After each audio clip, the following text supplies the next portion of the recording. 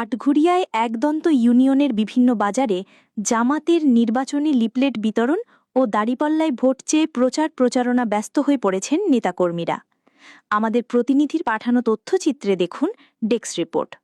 তরুণ প্রজন্মের প্রথম ভোট, ন্যায় ও ইনসাফের প্রতীক, দাঁড়িপাল্লার পক্ষে হোক জয়, এই স্লোগানকে বুকে ধারণ করে আগামী আসন্ন একাদশ জাতীয় সংসদ নির্বাচন পাবনা ৪ আটঘরিয়া ঈশ্বরদী আসনে বাংলাদেশ জামায়াতে ইসলামীর মনোনীত এমপি পদপ্রার্থী অধ্যাপক আবু তালেব মণ্ডলকে দাঁড়িপাল্লায় ভোট দিন চেয়ে পাবনার আটঘরিয়া উপজেলার একদন্ত ইউনিয়নের বিভিন্ন বাজারে দোকানদারদের কাছে ঘুরে ঘুরে দাঁড়িপাল্লায় ভোট চাইছেন নেতাকর্মীরা।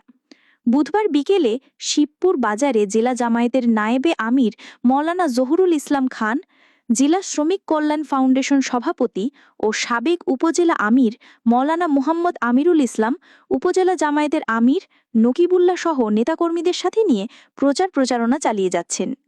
এ সময় জামাত ইসলামী সারা দেশব্যাপী ক্যান্ডিডেট নিয়োগ দিয়ে দিয়েছে, সেই হিসাবে ঈশ্বরদী এবং আটঘরিয়ায় আমি আবু তালেব মণ্ডল আমাকে এখানে নির্বাচন করার জন্য মনোনীত করেছে জামাত ইসলামের পক্ষ থেকে। তিনি আরও বলেন, আমি নির্বাচিত হলে এই আসনকে একটা সুন্দর এলাকা গঠন করতে চাই।